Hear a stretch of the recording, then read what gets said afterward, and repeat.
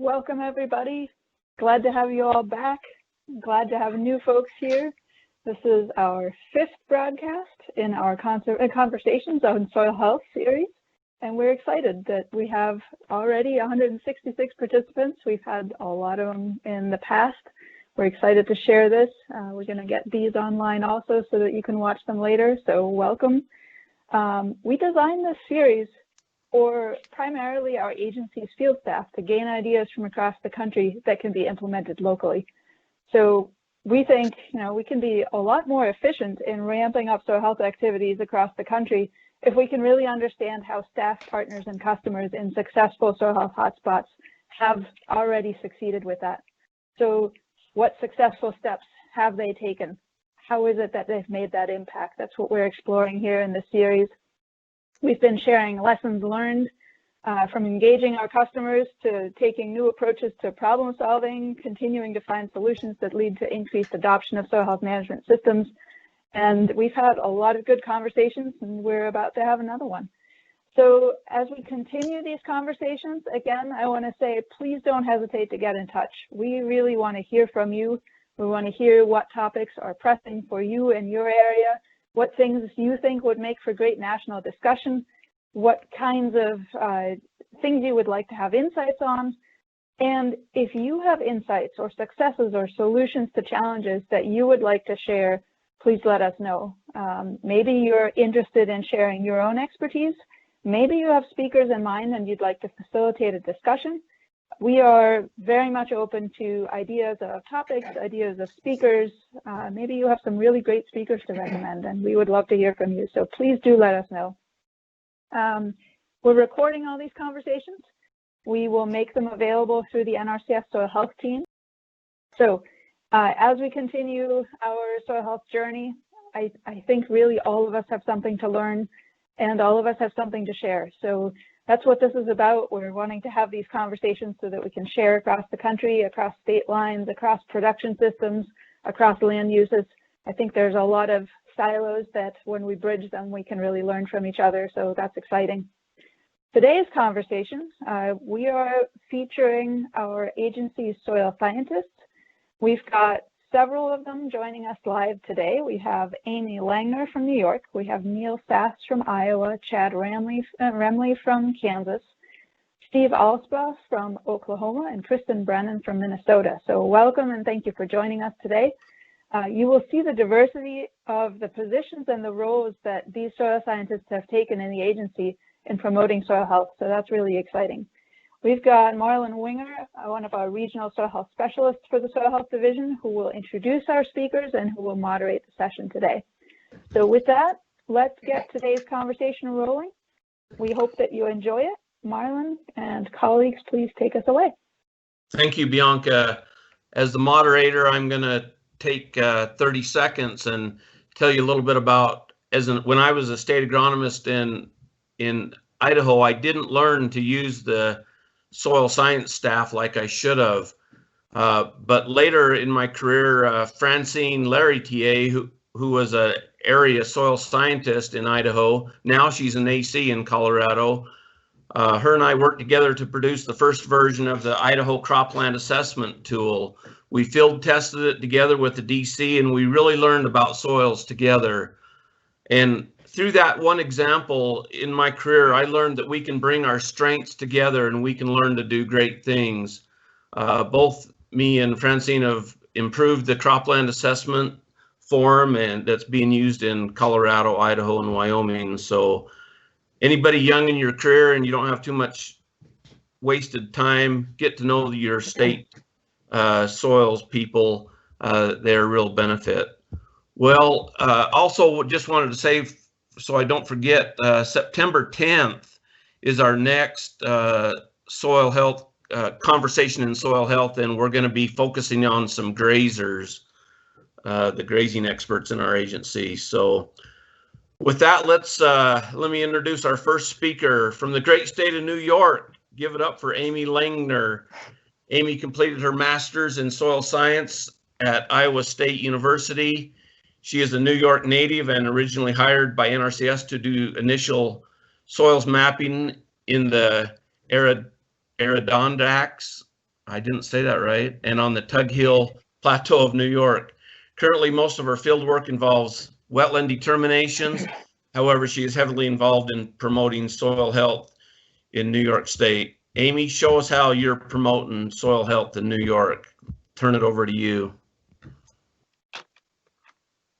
Great, thanks, Marlon. I think New Yorkers will forgive you for saying the Adirondacks incorrectly. That's okay.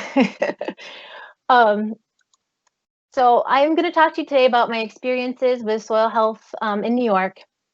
I'm drawn to soil health for many reasons, but one of them is the hopeful message it brings farmers. My husband is from a farm in Iowa, and I grew up next to my uncle's dairy farm, which has been in our family for 7 generations. My husband's now farming there, and this is a photo of a cover crop he grew last year. I'm optimistic the principles of soil health will spread and keep farmland sustainable for future generations. This is a map of the major land resource areas in New York. My office is the red star in the center. Major land resource areas are separated by geology, plants, and soils.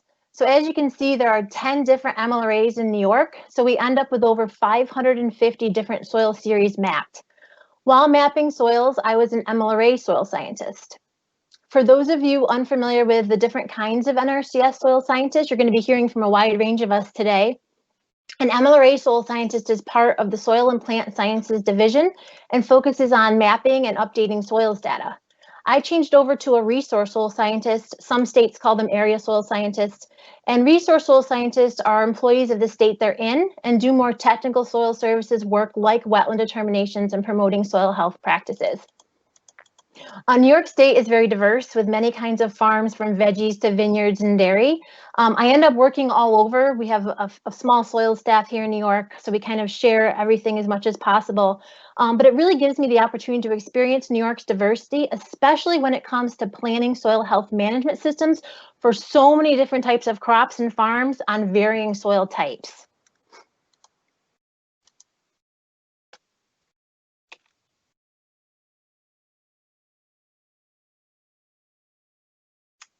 So when I first became a resource soil scientist, it was right about the time that NRCS was ramping up soil health, and I was trying to figure out how I could fit in more things to, the busy field season. But I realized I could incorporate soil health into things I was already doing. So I was already doing a lot of presentations, conservation field days, envirothons and workshops, and even wetland determinations. I decided that I was going to run a lot of the demos for sure, help with presentations, but also even during wetland determinations, I found that if the landowner was present, it was a good time if I saw a soil health issue to talk to them if they were receptive. So in this photo here, there's pattern tile draining that went in a well-drained soil, and I kind of suspected there might be an issue. We dug a hole, and sure enough, there was compaction, so we talked about different cover crops that could be grown.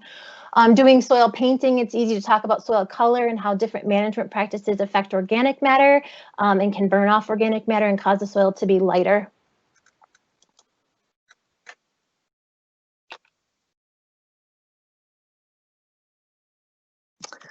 This was mentioned in another conversation on soil health, having trusted advisors, and I couldn't agree more with this. I've had a lot of these people. I'm very thankful for all of these people here.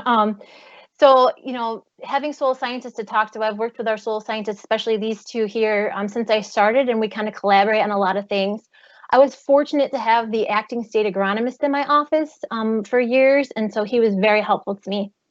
And all of these types of positions are available in any state for help. Especially people like extension. Every state has these extension people. I've worked with them a lot on soil health field days and planning soil health workshops and speaking with them and even field visits.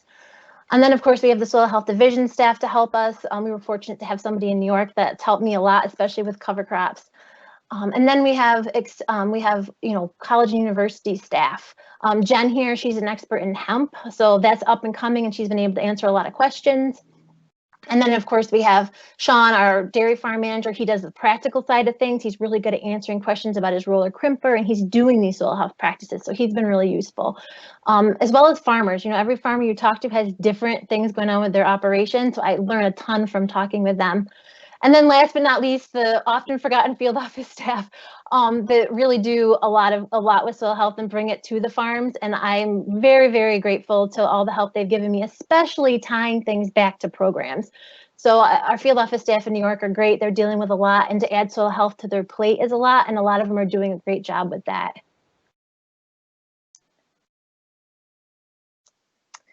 So one of the groups that we have in New York is the New York Soil Health Committee. It's a group of NRCS staff who are passionate about soil health.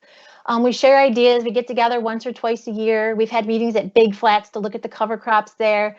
But it's actually the way that I got to know Flo Schwartz. She's our retired economist, and her and I were both really passionate about selling soil health with economics. So we did a couple interviews and put together a couple economic case studies. She did most of the work on that.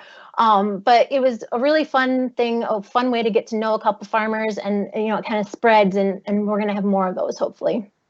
And the people in this group are often leaders in organizing events, like the Homesteading Festival at Paul Smith's. We talked to over 100 people that were mostly non-farmers. There was a different type of audience, but they were really into soil health, and it was a great way to reach out to a non-farmer audience.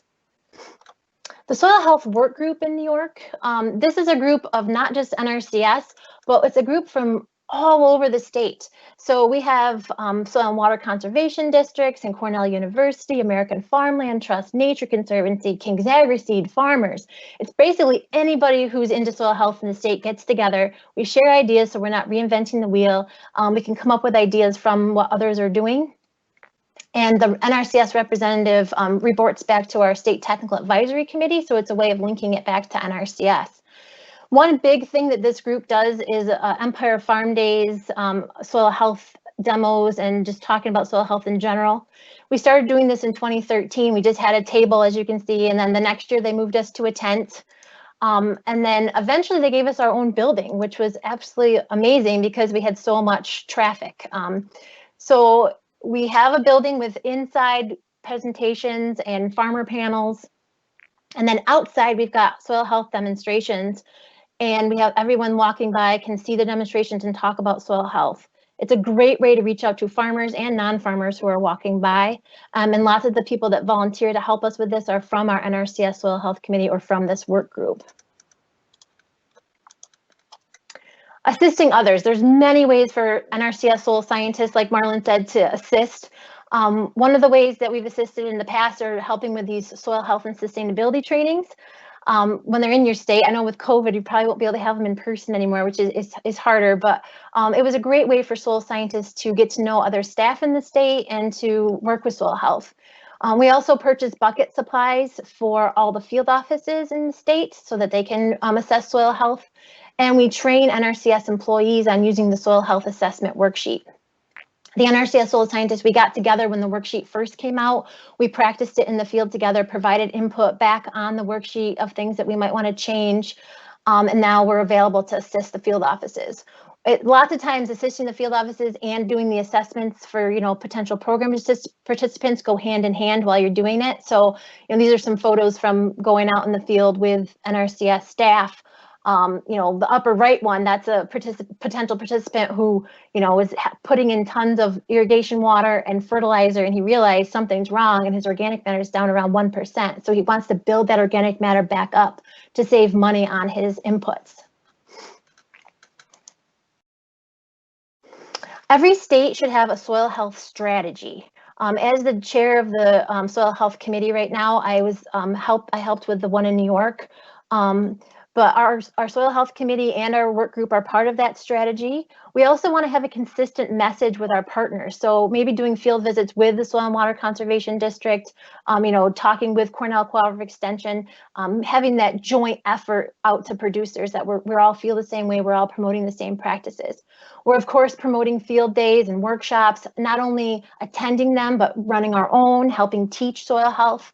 And we're also trying to reach out to our urban farmers and supporting soil health through screening of trace metals. This has been an interesting new thing for me, is working with the conservation standards. This is our soil carbon amendment interim standard. It's a good example of a standard geared towards soil health. It provides guidance on applying soil carbon amendments like biochar, compost, and other carbon byproducts to the soil, which we know will benefit it in many ways.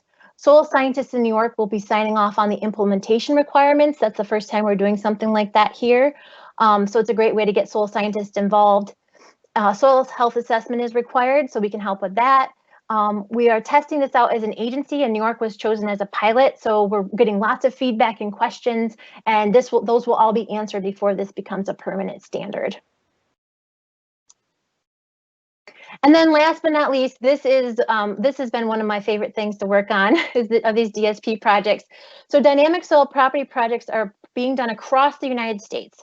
The same soil is sampled under different management, and inherent and dynamic soil properties are assessed. Soil scientists and local field staff can get involved with these projects. It's a ton of work, so it's a great way to incorporate the local people or interns or new staff to learn about the soils. We do a soil health assessment form, so it's a great chance to train on that. This project that we're working on is in MLRA 101, which is one of our large farming areas. And we sampled the Honeoye soil, which is the state soil of New York. So far we've looked at pastures and cropland. And one of the things I noted, you think about when you're doing it, you're digging obviously, and you notice how different it was digging in the pastures and how different the properties were in the pasture versus the crop field.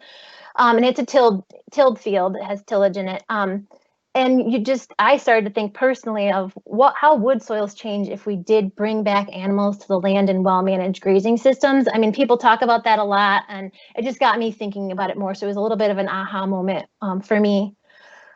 So Chad and Kristen will also be talking about DSP projects today as well. So this is it for me. I just want to say thank you to the Soil Health Division for allowing me this chance to talk today. It was a great experience, and I'm very honored to speak with the following soil scientists that are presenting next. Thank you, Amy. I love your passion. Anytime you want to move to Wyoming, we'll find a place for you. Thanks. I was impressed with your soils demos and your partnerships that you're working with. What a great example to push soil health forward. Brandon, I'm not seeing any questions on the chat, and unless I'm seeing it wrong. If not, we'll go to our next speaker. Mr. Neil Sass is an area resource soil scientist. He works in the northeast part of the state. He has about 15 years of soils and agronomy experience. He likes to share simple projects and experiments to show processes and soil function. And he works with some pretty great people. So Neil, we'll turn the controls over to you and hear your impacts. Thanks, Marlon, and everybody for tuning in today. Amy did a really nice job of talking about the state strategy. That's really my role here, is to implement it. And this is my area. It ranges from glacial till, recent glaciation, to erosion surfaces, to loess and bedrock and alluvial and terrace systems. And and management on these, crop management ranges just as widely as soils do, from traditional to very innovative. So we got people on all different steps of the journey here. And so I'm having to come at it from a lot of different angles, and show a lot of different things, and that's what I'm going to share with y'all today. So my why started with water quality. Some of my hobbies is paddling and ice fishing. And early in my career, I was taught our job as conservationists was to slow the flow, and so that's sort of what I did for a long time, until I kind of started seeing things happen on, some farmers that were doing interesting things with no-till and cover crops, and water, we didn't have to slow it because it was infiltrating, and sort of some of the practices that we were supposed to be implementing, we didn't need as much anymore. And so light bulbs started to go off, and along the way I saw Ray Archuleta and Doug Peterson presenting and doing things. This picture of this tractor and bean drill is in a typical soil type for far northeast Iowa, and there's lots of them that are similar, but they have 6 to 12 inches of really good silt loam topsoil over some stuff that's not as good, and less productive. And so as I've gone down this journey, I've you know, we have all these resource concerns and all these issues, you know, from flooding and nitrates and sediment to all these things, you know, and each one of these things, if we treat it individually, is going to cost millions or billions of dollars, you know, to treat individually. But if we sort of start with the soil where it's at in the field and improve soil health, it's going to solve all these things. So as I've gone down the journey, these things just start to snowball and light bulbs keep going off. So next slide. So how we've done it here is a lot of different things. We have the soil health bucket and we do in-field assessments. Here's one. We're working with a farmer in a field that had been no-tilled for 22 years is the one we're in. And we do a number of tasks. You know, here's just a couple of them. Infographics. In the background is a farm that he had just bought, and it was on his first year of no-till. And we compared the properties between the two fields. And they all showed benefits to the soil health practices. On the right is some soil moisture meters, you know, and we were out in a field and it was a wet spring, and we were just kind of curious if the cereal rye cover crop was pumping out some of that water in the ground. So we put one in between the row and one in the row, you know, and the one in the row, that cereal rye is acting as a little water pump and helping to dry out the soil. So as you learn these things and these characteristics of cover crops, you can use them as a management tool. And I'm reminded of something I heard Jay Fuhrer say from this picture, and that's evaporation costs you something, transpiration buys you something. So you're sort of accomplishing multiple things here.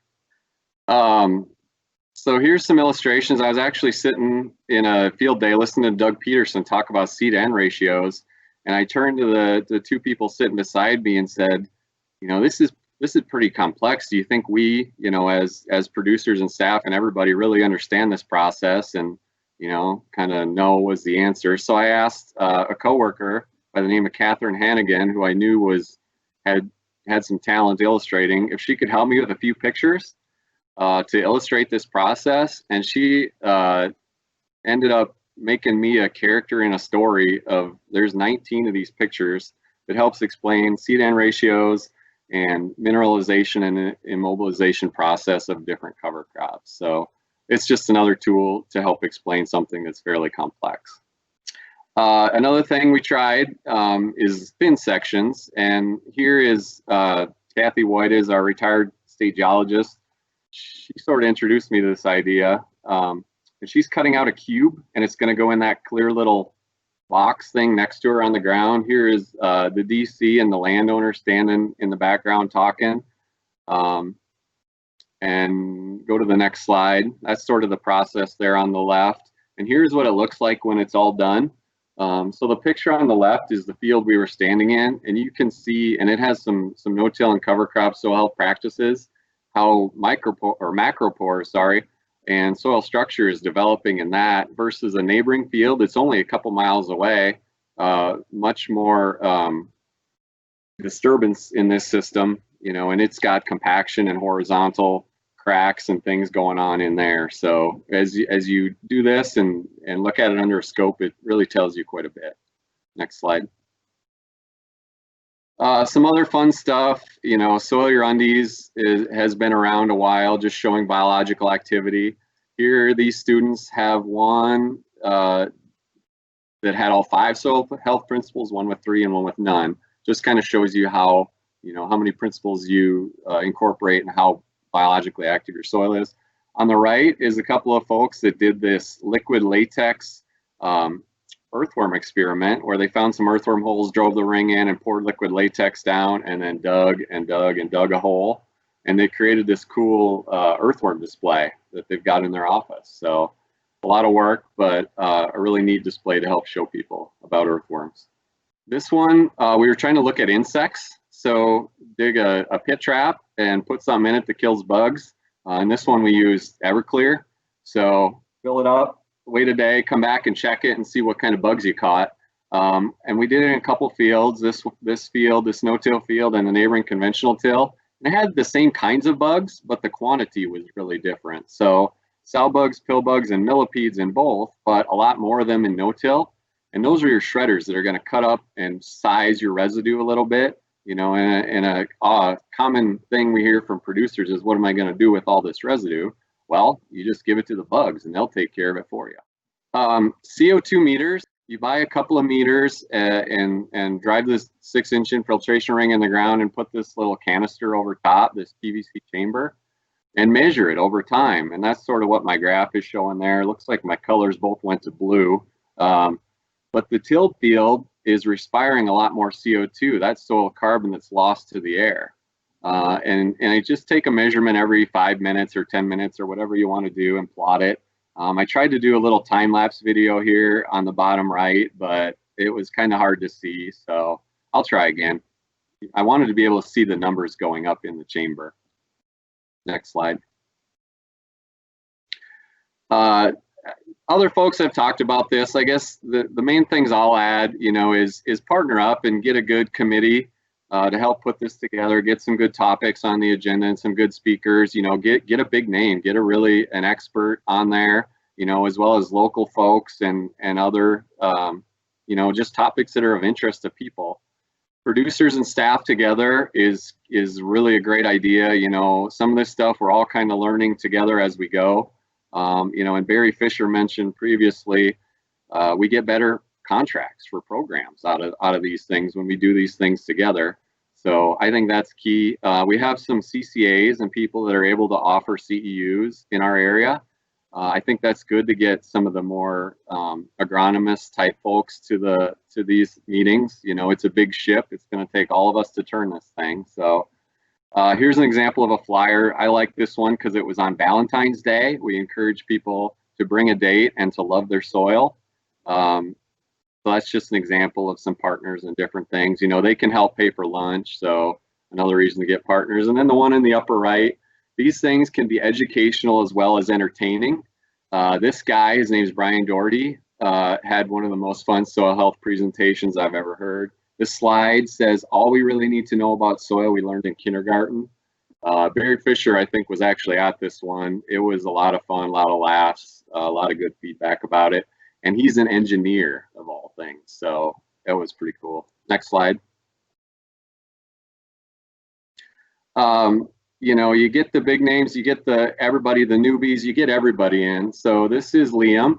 He came to interview me. He wanted to do a science project, and we talked about some things. He ended up talking about organic matter. He had sand and he had potting soil. And I gave him two soil types from here. It was a Tama and a Fayette. One is a prairie, one is a forested, with vast differences in organic matter.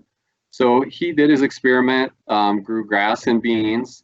And after 2 weeks, he came to me and says, they're both the same. What do I do? I said, well, how often have you been watering them? And he said, every day. I said, well, don't water them for 3 weeks.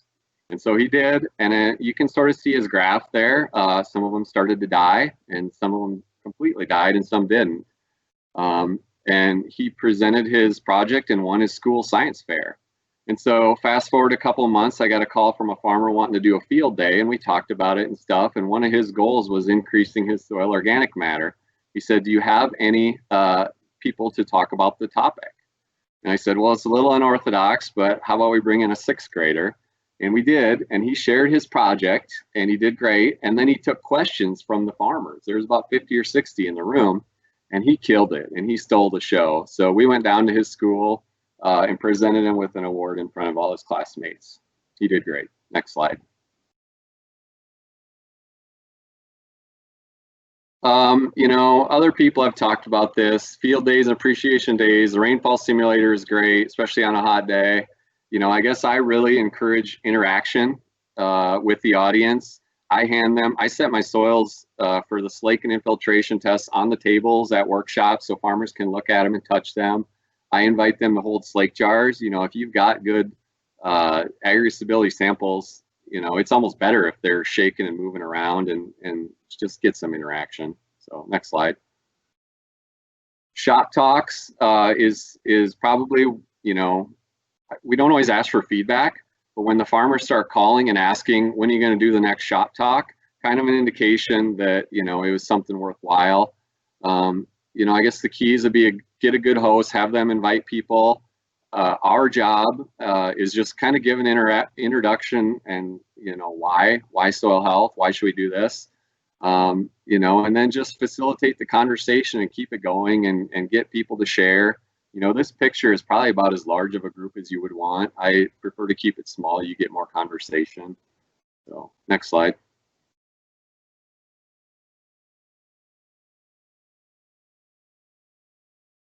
And then, you know, promotions. This was one we came up with here, you know, just sort of for fun. And we had a lot of help from the public affairs folks, Laura Carell and Jason Johnson. They created these double selfies and did a lot of promotions. We pitched it as a team building exercise and gave out soil health swag or free lunches to offices that did it. So here's an office on the bottom left that went together to do something, and then in the top center, just had kind of some fun with it, you know, and it kind of snowballed and gained some steam, and we got a call from a TV station that asked us to come on and talk about it. You know, and I like it. I guess quality no-till really does start at harvest, which in Iowa is October or November, you know, so if you want to do no-till right, you got to start then. Next slide. And then getting close to the end here, you know, one of the other parts of my job is to answer questions about the soil survey and the maps, you know, and usually in September, I start getting calls from assessors and landowners. Okay, so why September? Well, in Iowa, that's when property taxes are due, you know, and property taxes are based on soil maps. So a farmer assessor says, my soil type is supposed to have 6 to 12 inches of topsoil, and I only have 0 to 6. My taxes are too high. I want you to lower my taxes. And we don't change soil maps, so we're not going to lower their taxes, and the assessor isn't either, you know. And I guess my biggest point here is, you know, this isn't something out of a David Montgomery book. This is happening here, you know, and I would assume it's happening in other parts of the country as well. Next slide.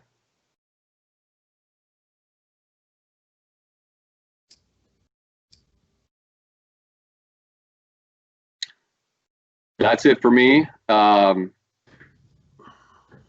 Just a pic that I took a couple years ago after a rainfall, showing the differences between tilled row crops on the right and no tilled on the left after a 3/4 inch rain. I always share this at field days and ask the farmers what's going on, and they tell me it rained more on the right side of the fence than the left. Oh, that's a great picture, Neil. Man, I was really interested in, and I'll have to talk to you more about the thin slice section project. I really like that.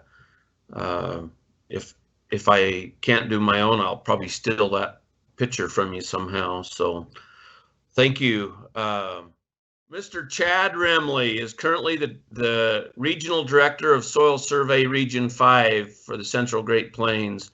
He's a graduate of Purdue University with a BS and MS degree from the University of, and an MS degree from the University of Missouri. Previous experience includes mapping soils in Missouri and Florida. Is the liaison to the U.S. Corps of Engineers on wetlands, soil data quality specialist, assistant state soil scientist, and a previous state soil scientist for Kansas. So Chad, we've heard a lot of good things about you, so impress us. Yes, sir. Well, thanks, Marlon. I'm going to talk about, this is the MLRA. Amy talked about, you know, we have the state soil science, resource soil science, area soil science. I'm with the MLRA Soil Science with the Soil Plant and Science Division. I have 37 employees that are on the Central Great Plains, and I'm going to share a little bit today with you about some of those offices and also about some of the things that we can offer you. And a lot of us have been soil health advocates for quite a long time. I started in the mid-90s, worked with Bud Davis when I first came on. He was state agronomist, and many of you have used his rainfall simulators. But one of the things that we've been very actively working on is these provisional ecological sites. And ecological sites are important because they're a conceptual division based on soils, climate, and landforms on different and how they differ between each other on the amount and kinds of vegetation they produce. And the reason that's important is we need to understand our ecosystem so that we can understand what the impacts of the current land use are. And for example, move forward. Next slide, please. Not sure why I'm not being able to. Okay, thank you. We can talk, this is a state and transition model from an ESD, and it shows the ecological state. So we can move from grassland to woodland to cropland, back to a pasture. And along the way, that's where those transitions between those different states is where our conservation practices apply. So if we're in a overbrushy field, we're using brush management, we can go to back to pasture or back to the prairie. Along with the ecological sites, we have all the soils information.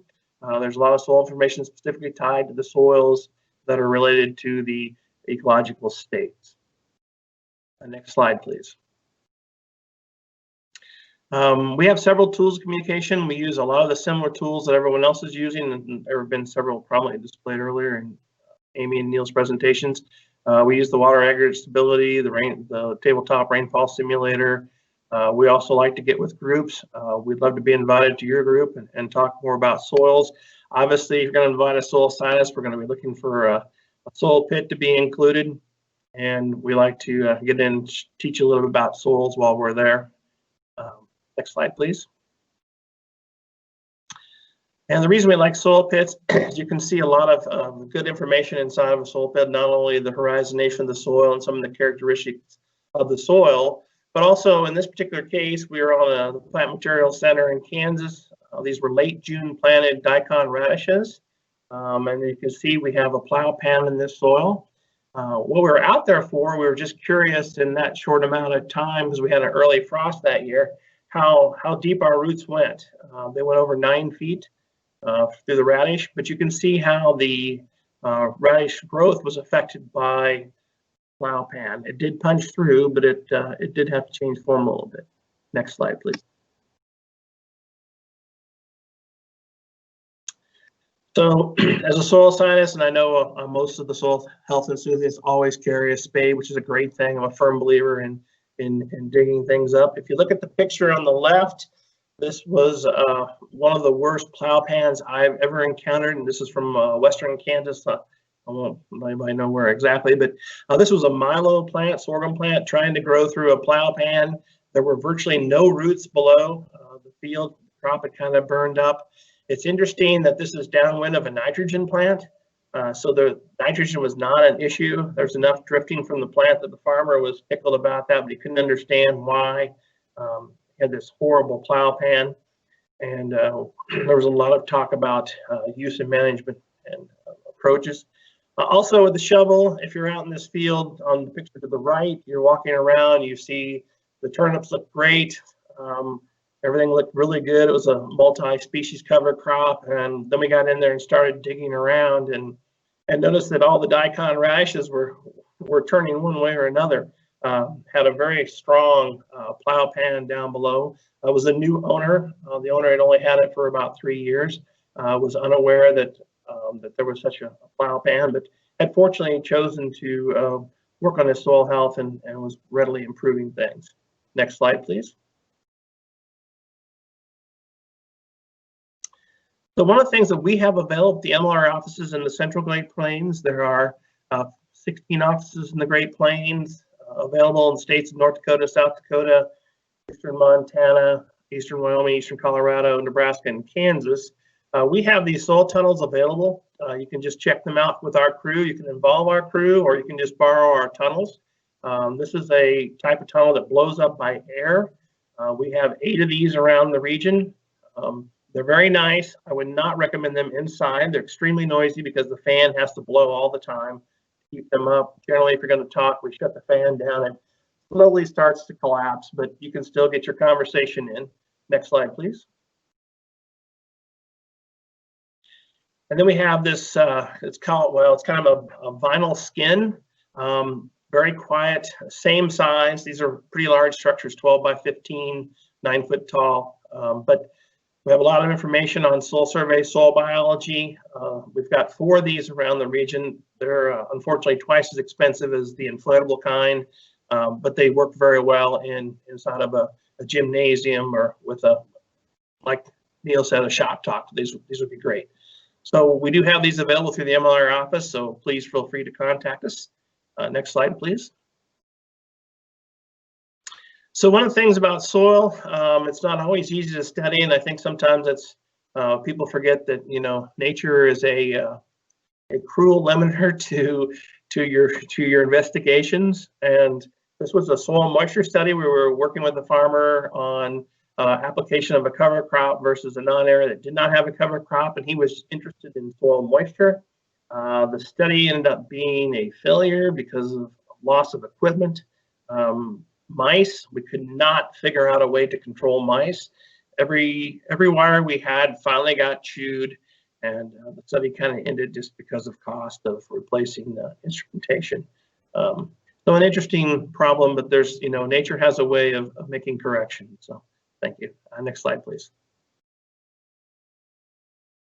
Oops, back one, please. Thank you.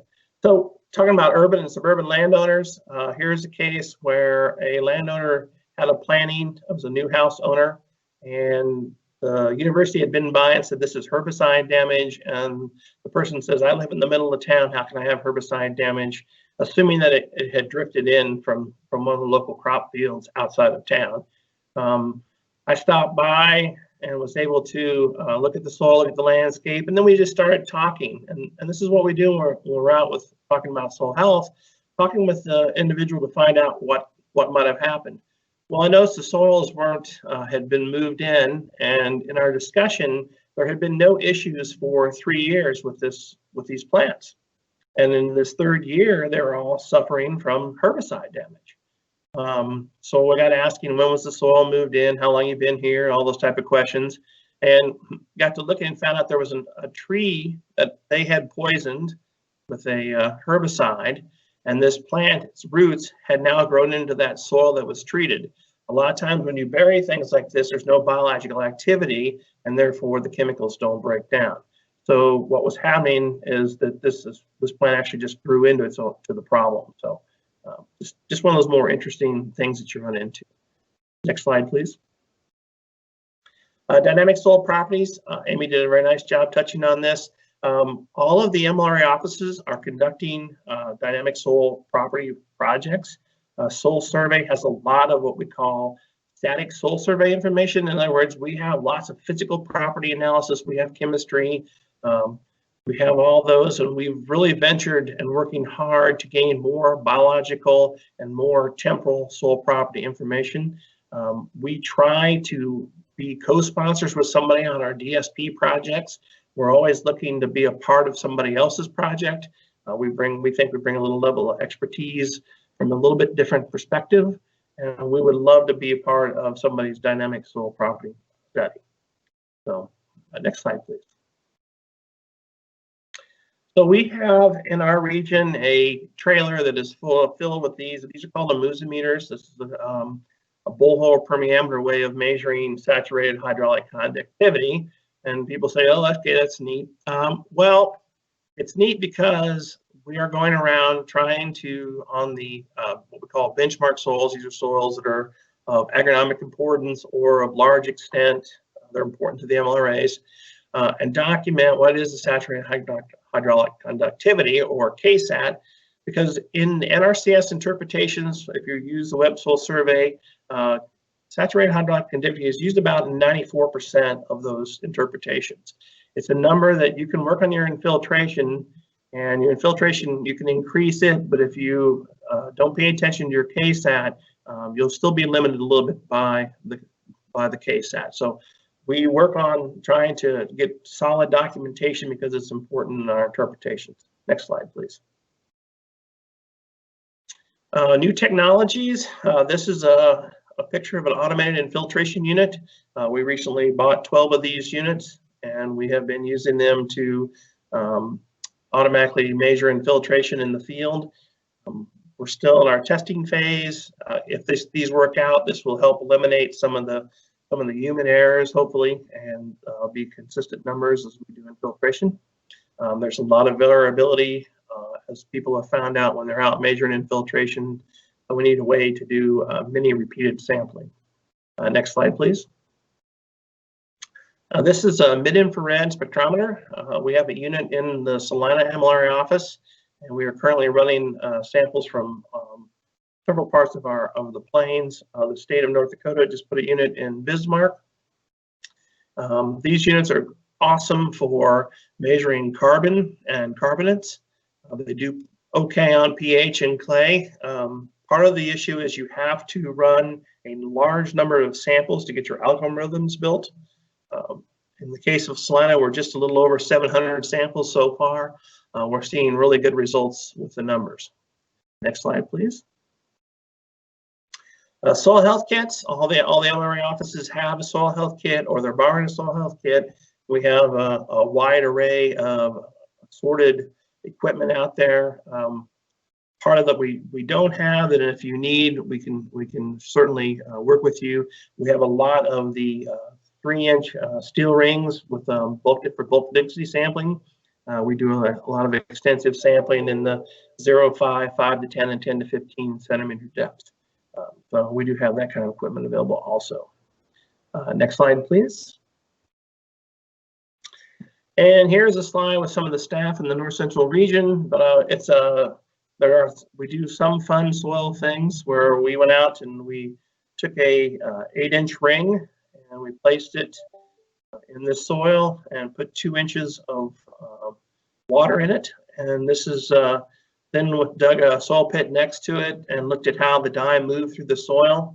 If you look where the shovel is to the right side of the picture, you can see that the dye went down and moved mostly laterally. There was a 4 size difference there between the materials, not necessarily a limitation for root growth because you see the roots go through, but it just shows how the water did respond to the porosity within the soil. And with that, I will wrap up. Well, thank you, Chad. Good to get to know you a little bit. Hey, just a 2-cent question. Who's your colleague for the Western U.S.? I have 2. I'd be Eva Muller in Bozeman, Montana, and Cynthia Stiles in Davis, California. Eva would be where you are at, Marlon. Yeah, okay. Well, that's one thing I'm going to do is try to reach out to her a little bit. So appreciate that. Okay, let's go on to our next speaker, Steve Alspaugh.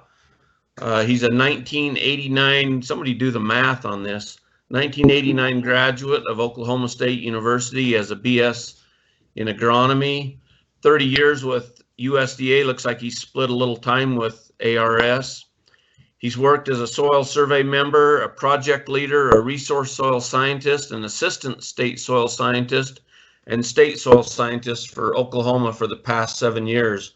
Steve, it looks like you got if you got like 15 more years in you, you'd just pretty well wrap up most of the positions available to work at. So I'm excited. If they move them to Oklahoma. That's my only rule. That's your only rule. Well, I'm sure they can. Maybe some opportunities will come, Steve, after this presentation. So do your best, buddy. Okay, thanks, Marlon. And I'm going to let Brandon change my slides for me. That seems to be working a little better. So as Marlon said, I'm the state soil scientist here. Had that job for last 7 years or so. Started a soil health promotion back in about 2006 was when we really got cranked up on that. The assistant state soil scientist at the time was really into it, very forward thinking, and we actually still work today. He retired as a state soil scientist, but works part-time for the Conservation Commission. So we still spend a lot of time together talking about soil health all over the state of Oklahoma. So a little background on our state. We have a lot of diversity. Our precipitation ranges from about 55 inches in the southeast part of the state to 16 out in the Panhandle. We kind of straddle the western edge of the Gulf of Mexico, so that brings a lot more humidity into the eastern part of the state. 22 major land resource areas. That brings a lot of different types of soils. I didn't go through like Amy did and look up how many soil series we have mapped in the state, but I know we have roughly about 6,000 mapped units in the state of Oklahoma.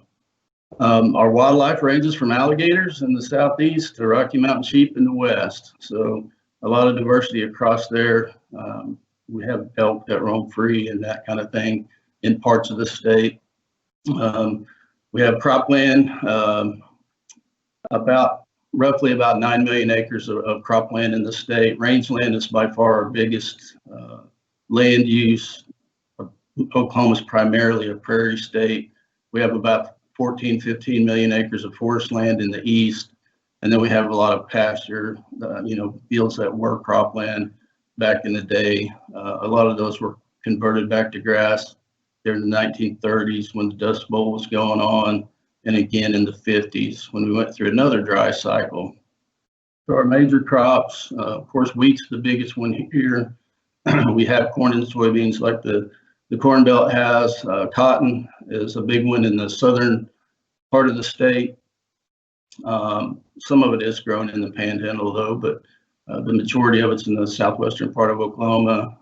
Other crops that are grown are canola, sweet potatoes, peppers, and spinach, kind of specialty crops grown for certain companies here in the state of Oklahoma. So, but the message is all these principles, soil health principles that we talk about, they can be applied to any of these. So we've worked for a long time to try to fit those systems to what we have here with our climate and our different types of soils. Next slide, please. So I'm just going to kind of come at you with my perspective on building a team and what how our state kind of developed our strategy. And from the very beginning, we realized that teamwork is the key. So we try to bring as many people in as team members as we can.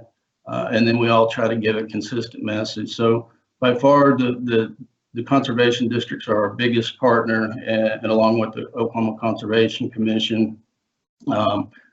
But we also have in the southern part of the state, the Noble Research Institute, which is a private entity that does conservation planning. They do some research.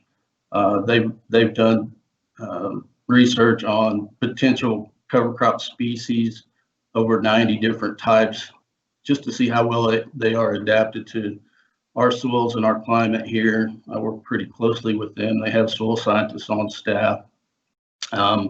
We work with the Extension Service, of course. We have roughly about 35 recognized tribes here in the state of Oklahoma. We work with a bunch of them, and they have what they call the Oklahoma Tribal Conservation Advisory Committee. They help us organize a lot of our field days and events, and then they sponsor some of the meals. So work with them quite a bit. We're getting more and more private industry partners that are interested in promoting soil health so that it improves their product. So that's going on. But my main goal is we have to give a consistent message. I don't want to be out there saying one thing and somebody else on the team saying something else in a similar situation. So it's important to have a consistent message. Next slide, please. So this was probably the first thing that we talked about was let's find those producers that we call them bell cow producers. They're the leaders of the pack. They're willing to try different things. And then the main thing that I tell them when I talk to them is, you got to be willing to speak about your experiences, whether it's good or bad. We've had some failures here and there along the way on some things that we've tried, and it's primarily because we got a little too far out of the box.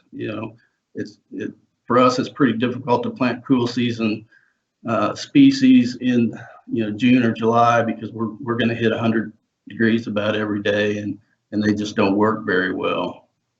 But I think they really lend a credible voice to the message that we have. We're out there talking about the principles and all that, but with them you can develop a specific plan of attack, the specific soil health management system that they're going to use, and then you can help them to adapt that as changes occur on their fields over the course of time.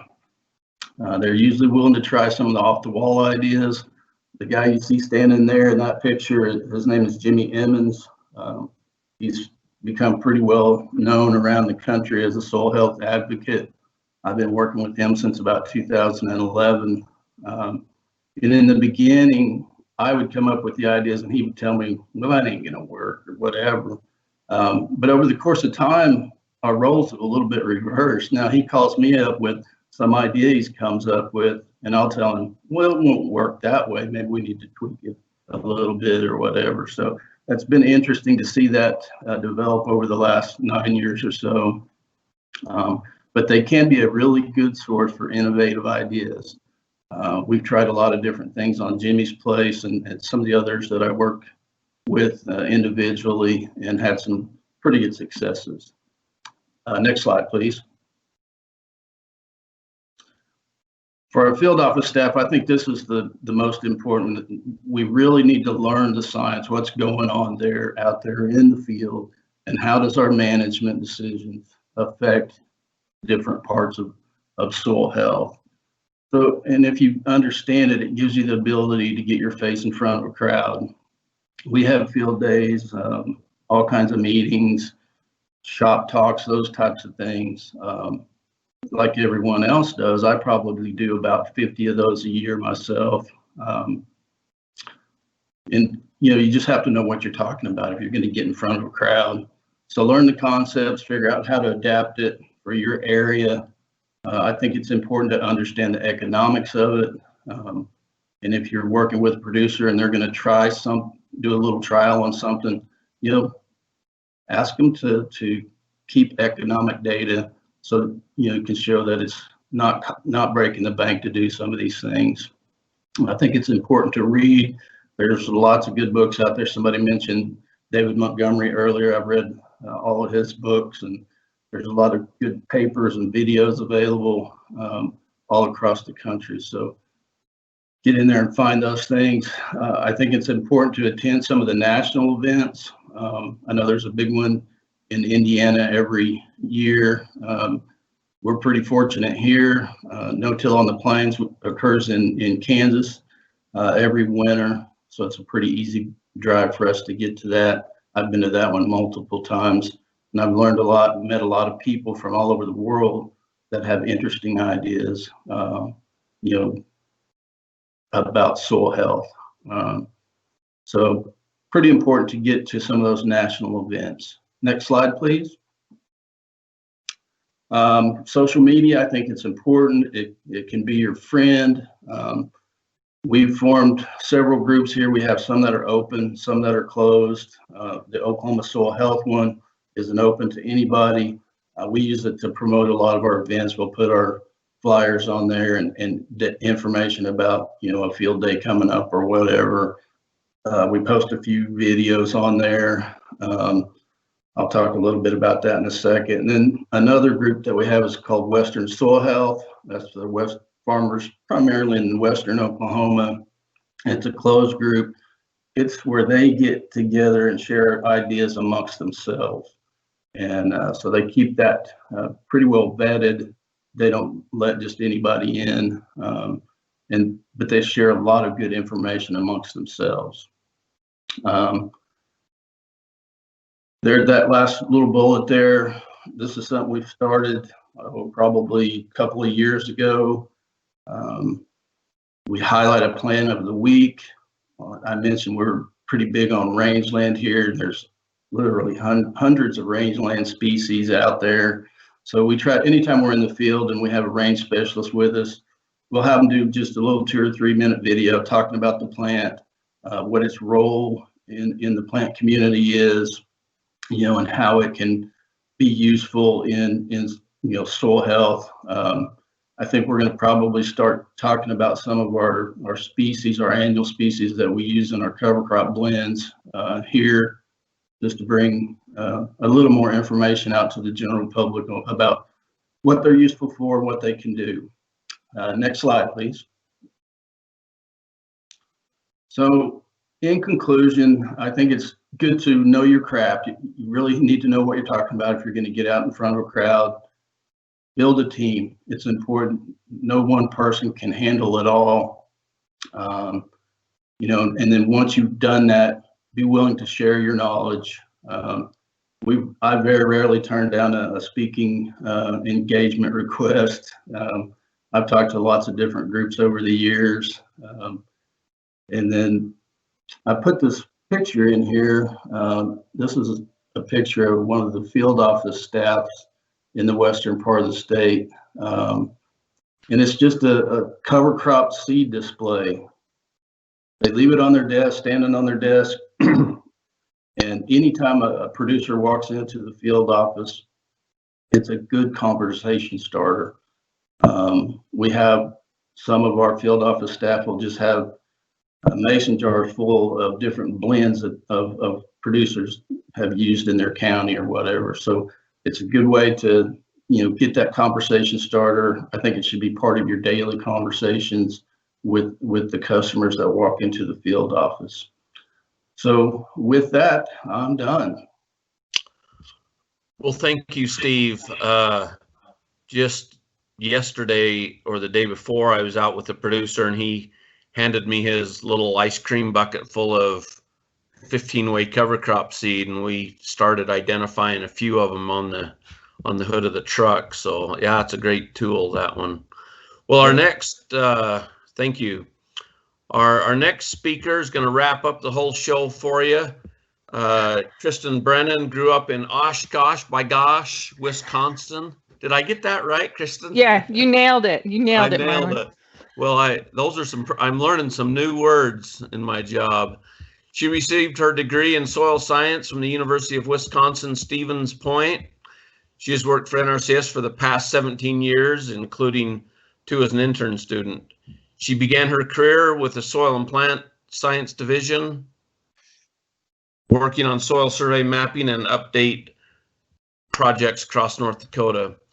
Completing 2 mapping details to Oregon and God's country we call Wyoming. For the past 5 years, she has served as assistant state soil scientist and soil health specialist for Minnesota NRCS. She is especially passionate about soils education and outreach to her main focus is working with agency personnel, partners, and producers to promote and implement soil health practices in Minnesota diverse agricultural lands. And somebody had a good question about some of the concerns of producers, and Kristen's going to hit that on one of her slides. So Kristen, take it away and teach us. Oh, man. Well, thanks so much for that, Marlon. It's really hard to be the cleanup batter with this crew. Jeez, everybody did so awesome. Well, good afternoon, everybody. I'm really looking forward to talking to you today about some of the roles that soil scientists play in advancing soil health in the agency. And then not only that, but some of the ways that we can best help you with all things related to soil. So let's see if I have any luck advancing my slides. Oh, there we go. So Hugh Hammond Bennett, the father of our agency, right? He was a soil scientist. And although we've come a long way in the past 85 years since he headed the Soil Conservation Service, we've got a long way to go. So of course, here on the left, we've got pictures from the Dust Bowl, and then on the right, pictures from today. Gosh, they don't look that different, do they? Well, I think one of the best ways to tackle some of these continued challenges that we face is through data collection. So to gain a better understanding of soil function. So this word cloud represents responses to a management survey that we gave to 25 producers across the state of Minnesota. So these producers were part of a statewide soil health initiative. So they are locked in 5 years, same acres, multi-species covers. And the goal was just to try to help them get their feet wet with soil health. So we asked them what changes they observed in their soils over the course of that 5-year period. So the larger the word, the more it showed up on the survey responses. So we see things like structure and worms, smell even shows up on there. But the biggest one right in the middle is better. It was just better. So what kind of data can we collect to best communicate these changes to the farmers to help them make more meaningful management decisions? And not only that, but to help make us better planners. So we kind of come back to this overarching theme of many previous presentations from today, right? That's dynamic soil properties. So kind of reiterating what Amy said, it's the properties that we can change within our lifetime. And to me, these sort of represent the potential that our soils hold. So this picture embodies what we're trying to capture with our DSP projects. Same soils, same landscape position, the only difference is management. So the changes are not only obvious above ground, but below ground too. So here on the left, on the conventional side, we've got a lighter color, tighter structure, no signs of life. And on the right, darker, that beautiful granular structure that we want to see, and of course, obvious signs of life. So I want to talk a little bit more about one project in particular here in Minnesota. So this was an effort between the Minnesota DNR, our state soil staff, and the Soil and Plant Science Division. So the DNR here recently enacted policy to basically eliminate all of the use of tillage and GMO crops and all of the DNR leased lands in the state to really sort of help promote regenerative farming practices. And the goal with this project was to try to capture that time zero moment between that transition from the conventional to the soil health management system. And so we sampled under 3 different management systems. We had a restored prairie that was established in the late 80s, conventional cropland that was cropped since 1887 and was transitioning to no-tilling covers, and then cropland that was newly established to pasture and was incorporating livestock. So this good-looking crew here, our DSP sampling team included over 20 staff members from 3 different states, multiple government agencies and disciplines. So we collected over 600 soil samples across 27 sites over 3 days. So when Amy said this is a lot of work, she wasn't lying, but man, oh, it was so much fun. And again, it is a fantastic training opportunity for your field staff or for students to come out and learn about how to collect soil health assessments. So many people out there will tell you that soil health data can be really messy, right? Because we're collecting samples that represent sort of a snapshot in time. But there were some really great little nuggets of information that came through all the noise in our data set. So what is this data telling us? So here we're getting obviously significantly more earthworms underneath our restored prairie than in our cropland. So we actually excavate a cubic foot of soil and we will sit there and we'll pick through that whole thing. It takes a lot longer than you think, and count all of the earthworms and other life that we find. And so that's a great assessment that tells a good story. Here's aggregate stability. Massively more aggregate stability under our restored prairie than our cropland. And we all know that this is happening out there, but it's really great to show this to producers with hard data. And this one here is our PLFA, so our biology diversity. And so the gray column there is our prairie, the orange is the pasture, and the blue is the cropland. We get that beautiful stair step that we would expect to see. So we've got that much more biomass underneath our restored prairie. And not only that, but the diversity of that biomass is so much greater under our prairie ecosystem. So another interesting observation that we found, not only did we have great biological diversity and diversity in the plant life underneath the prairie, but the insect life. I mean, the air above that prairie it buzzed with life. And we identified multiple species of bees and butterflies, beetles, damselflies, dragonflies, right? So these are more of our predator species that eat our crop pests. So you can imagine the benefits that surrounding cropland is going to reap, having such a rich community of insects as neighbors. Okay, so despite the common misconception, let's see if we can advance the slide. Oh, Brandon, can you get me to my next slide, please? Thank you, sir. So despite the common misconception that soil scientists would rather look at their shoes than straighten your eyes, I don't know how we got such a bad rap. You might be surprised to find out that we're actually a pretty fun group of people. And I really cannot emphasize this enough that we are here to serve you. So if you're planning on setting up a demo plot or looking to help nail down a sampling plan, please reach out to your local soil scientist. Because when we work together, we're ensuring data consistency between projects, both the data that we collect and how we collect it. And we can combine efforts with the MLRA projects to build a more robust data set. And the more consistency we have between all of these projects, the more powerful the comparison between those data sets can be. And you'll have a good time, I guarantee it. Okay, so not only are we involved in DSP and other assessment projects in the state, but we're really lucky that we have agreement dollars that are designated to hosting a bus tour every year. So last year, we took over 50 producers, NRCS and SWCD staff and extension out to Menoken Farm in North Dakota. And some of the fun outcomes from that. So we had 2 producers who were new to soil health on the bus, and they are now all in. They're planting green. They've got multiple species. They're bringing livestock back and grazing those covers. 2 other folks on the bus recently became board members on their local SWCD board.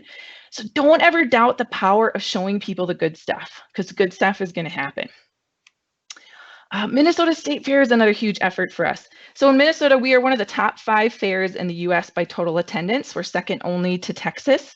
And last year, the fair saw over 2.1 million people come through the doors over the 12 days of our fair. So in contrast, Texas, your fair runs for a month.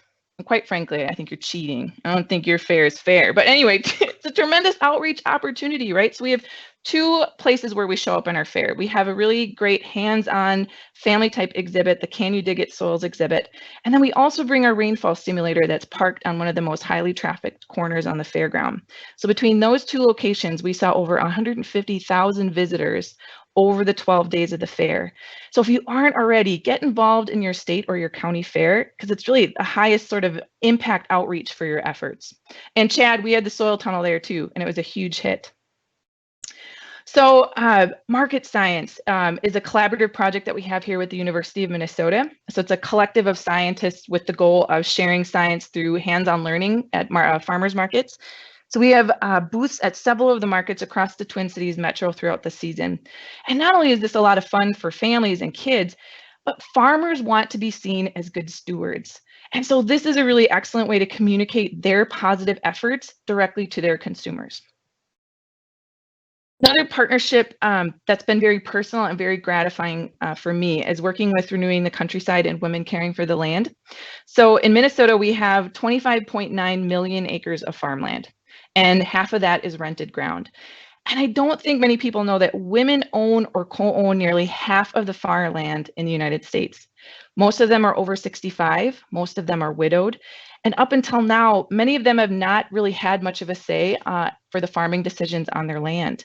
And so these events really provide sort of a safe space for them to share their stories and experiences. They have access to legal advice regarding their rights and options for rental and lease agreements. And we can provide educational resources on soil health and conservation. So it's been a tremendous learning experience for me to listen to them speak about their farms. And not only that, but their hopes for leaving a sustainable legacy into the future. And I think the most gratifying thing is knowing that we can help empower and embolden these women with knowledge and tools to help them make conservation-minded decisions on their land. And I think that's a tremendously powerful thing. So making sure we educate landowners, not just the runner and operators, I think is really key to getting more soil health on the ground. Like so many other folks today have said, Brandon, can you advance me? Thank you. So training has been a major focus for us in Minnesota over the last 3 to 4 years.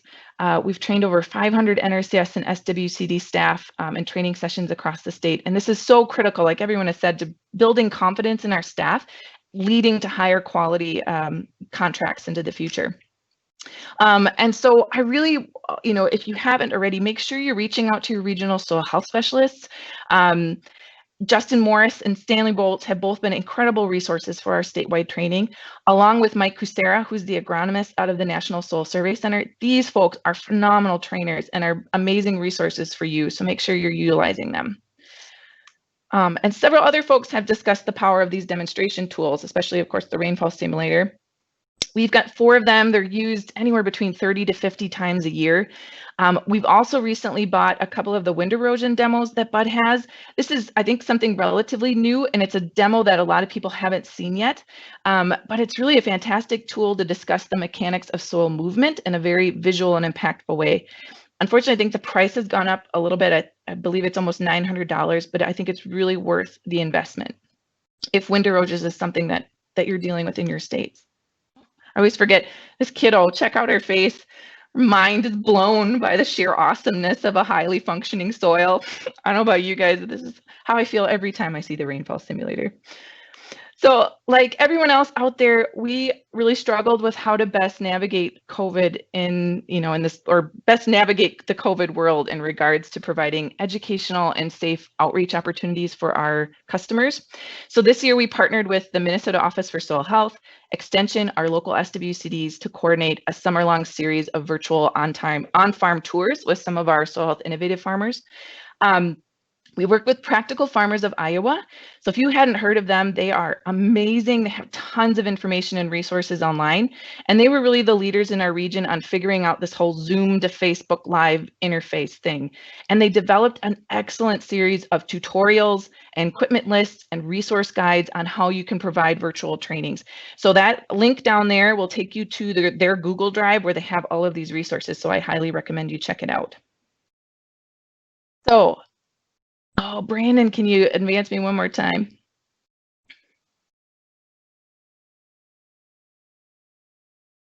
And so in closing, you know, my dad always said, nothing worth doing is ever easy, right? So as difficult as it can seem at times to make soil health happen large scale, we know that there's a light at the end of the tunnel. We all see this, right, in the people that we work with and the farmers that we work with. And we all recognize the power of mentorship, farmer-to-farmer networking, and education. And so in Minnesota, we created an agreement to form a Minnesota Soil Health Coalition. So this was tailored after the massively successful South Dakota Soil Health Coalition.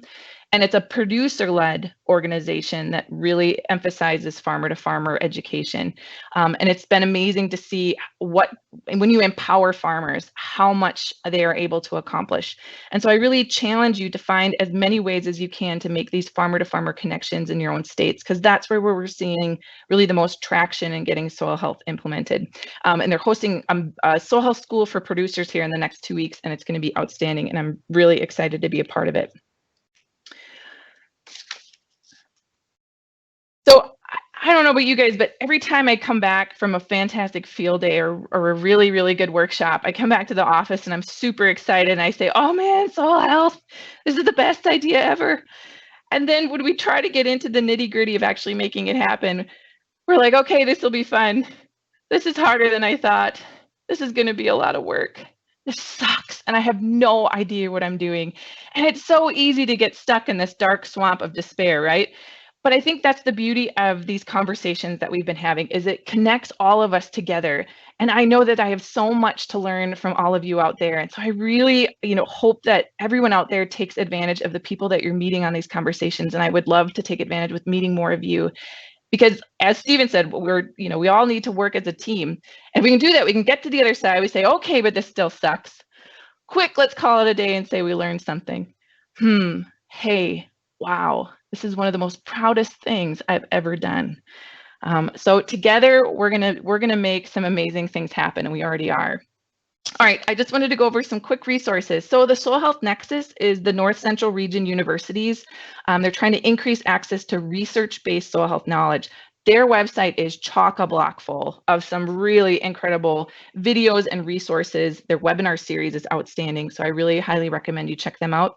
Please take a look at the Minnesota Soil Health Coalition and reach out to Stan Boltz and Cindy Zank in South Dakota and ask them about how they've been so successful with theirs. It's an incredible, incredible organization. And I know a lot of people, I know that there's so much content out there to digest, and sometimes you only have an hour and you want to make sure that hour is going to be really well spent. Please go to YouTube and search for Nobel Conference Living Soil. So this was a conference that was held in Minnesota a couple years ago. I mean, I can't tell you how outstanding it was. You'll have access to the whole playlist of all the presenters, world-renowned soil scientists, all talking about soil health. And if you think that little kiddo's mind was blown watching the rainfall simulator, look up Suzanne Simard.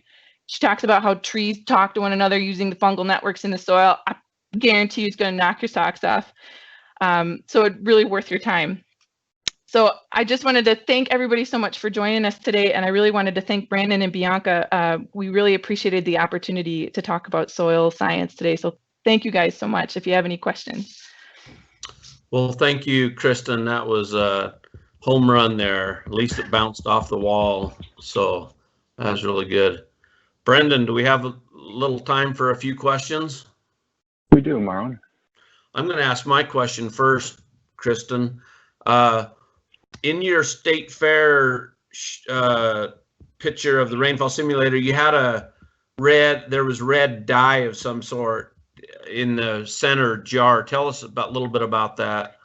So that was urban. We wanted to do an urban runoff example. And so we have an impervious surface to represent concrete or asphalt. And it's another way to try to drive home this idea of that we all have an impact, not just, farmers, and that those of us that live in urban environments also impact soil health. So thinking about ways, city planning ways that we can incorporate more impervious surfaces to promote infiltration in our cities, not just in our farm fields. So that's what that one's trying to represent. Okay, thank you. I will try to implement that a little more. Hey, we got a couple questions for Neil. Neil, it says, how long does it take to get a thin section result, and where do you send them? And then go ahead and answer that, and then I got a follow-up one after that. Sure. It took a little while. Like, I'm trying to remember how long. We did it last spring. It might have taken a few weeks, and how much it cost. The cost was only $45 to get for a sample, and we sent it to this lab in Tucson, Arizona. I had it on my slide. I think it's called like Thin Sections. Yeah, so we did, but you're shipping a big box of soil. If you remember that picture I showed, it probably weighed 20 pounds. So shipping costs are, not nothing on that. Okay. If I can just chime in here for a moment, this is Bianca. If you wanted to share that information, Neil, we'd be happy to post it on the NRCS Soil Health team site, because it seems like you've got some really excellent pictures that get the point across that maybe some other folks would love to make use of. And if you provided some info on how you got those done, what it takes, those that would like to do that for themselves would have that already available to them. And we'd be happy to share that across the nation. So thanks for sharing that today. It's really fascinating stuff. Yep, I'll share everything I've got on it. Okay, another question. Well, we got you, Neil. Says, great job, Neil. I like your spirit. How do you get the field staff engaged? What's your secret, man? I know it's a secret. Yeah, it really started with people before me. I feel like I'm just kind of keeping the whole train moving along the track here. Doug Peterson did a lot of awesome work for us for a long time, and having him to learn from, and come to the field and do workshops and be in the field with people.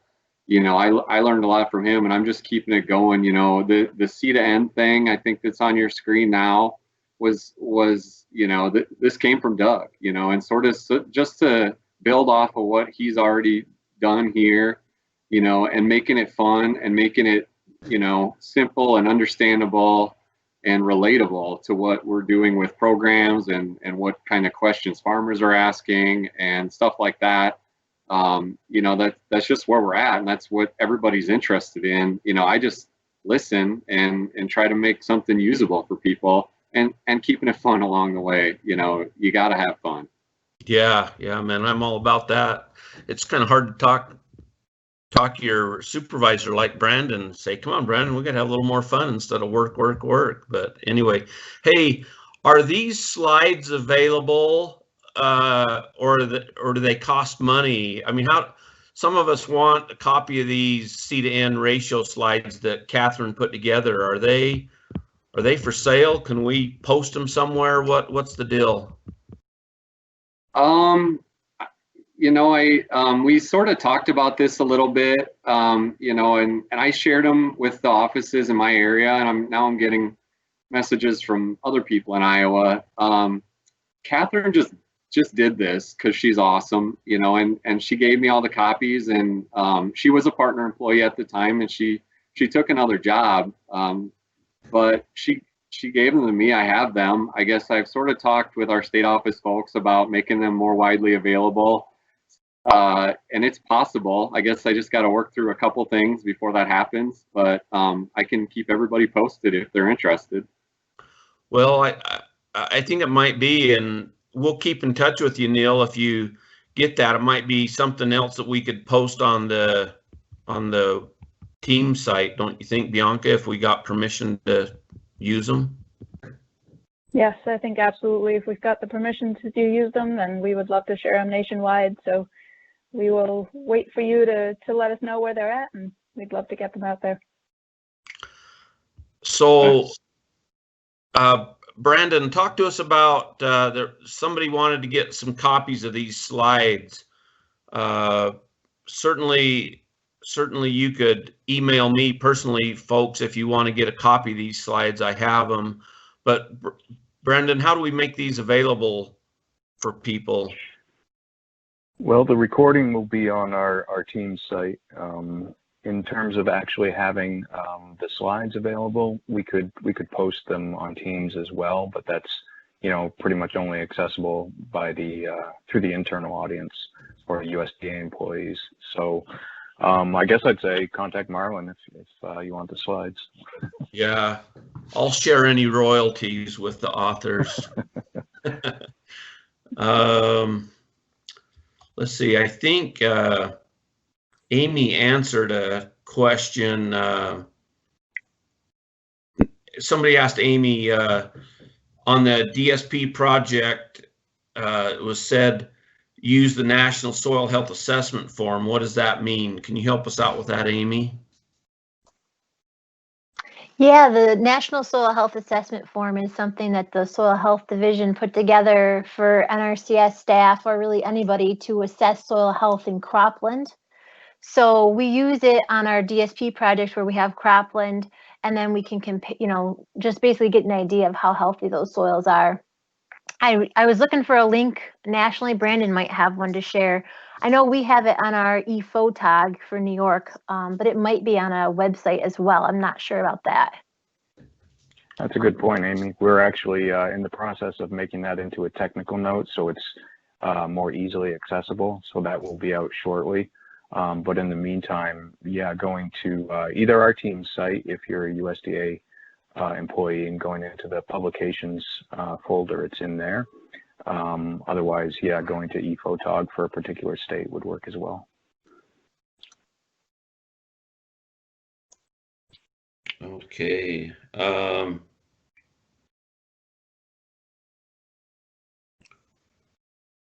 think we're about at time, Marlon, and okay. I think everyone did a fantastic job. This was a really great session.